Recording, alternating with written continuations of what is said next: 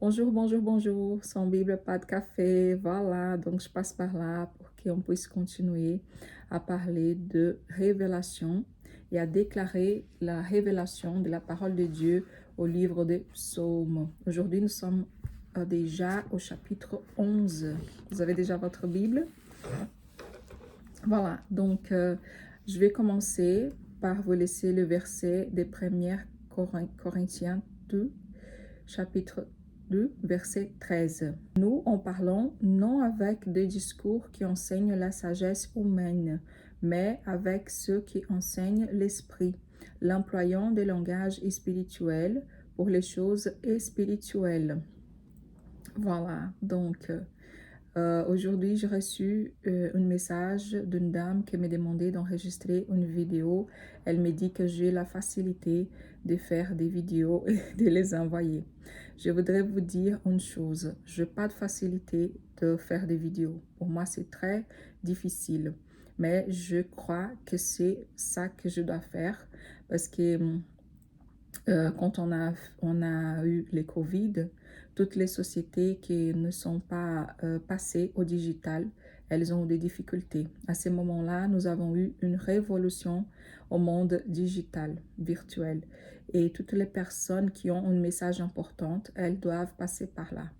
Au début, j'avais une résistance parce que vous qui me connaissez, vous savez que je ne voudrais pas être sur les réseaux sociaux. Je voudrais écrire des livres. Vous savez que j'ai écrit le journal de Dani Borges, une assistante sociale sans papier, en portugais et maintenant en français. Vous pouvez commander.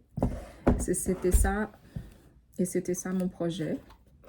Je ne voudrais pas enregistrer des vidéos.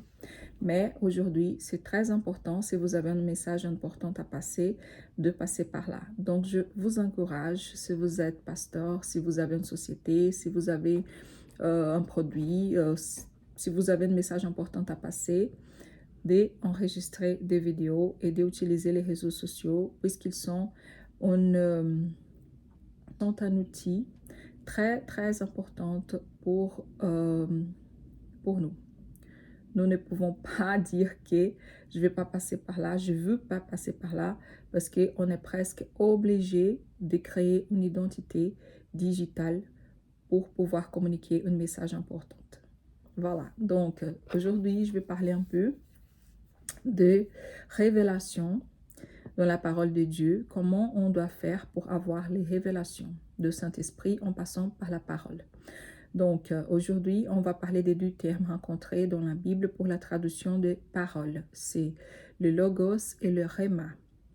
Logos fait référence à toutes les paroles de Dieu qui ont été enregistrées dans la Bible pour nous.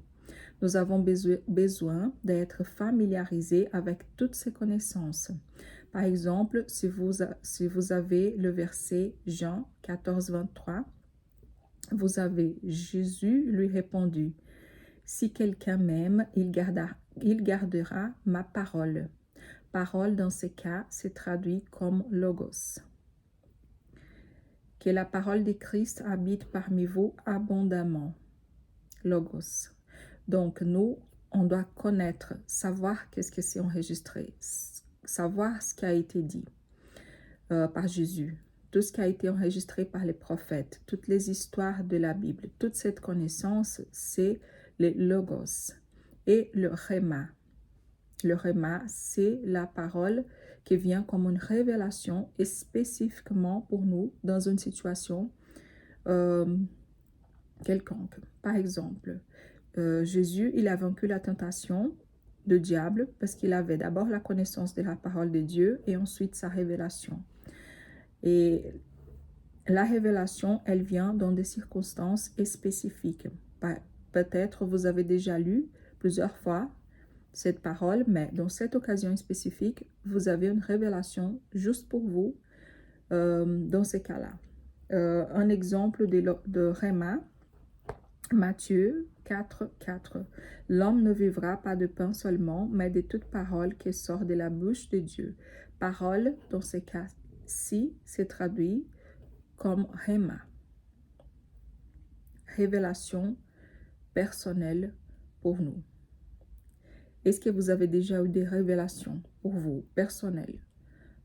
Moi, plusieurs fois, j'ai appris à détecter la révélation de la parole. Et quand je sens que Dieu a parlé avec moi dans une parole spécifique, même si tout le monde me dit, non, ne fais pas ça, je vais le faire.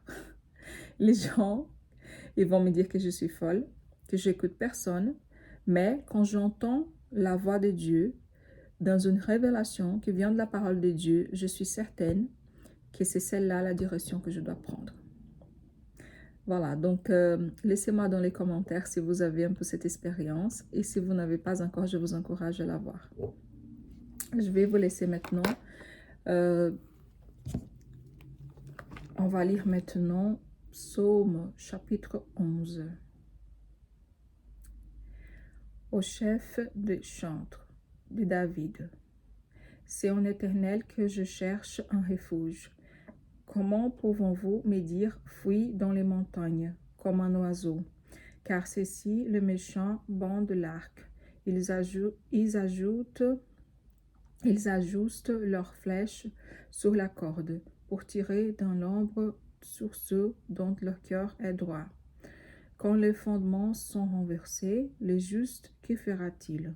L'Éternel est dans son saint temple. L'Éternel a son trône dans les cieux. Ses yeux regardent, ses paupières sondent les fils de l'homme. L'Éternel sonde les justes. Il hait les méchants et celui qui se plaît à la violence.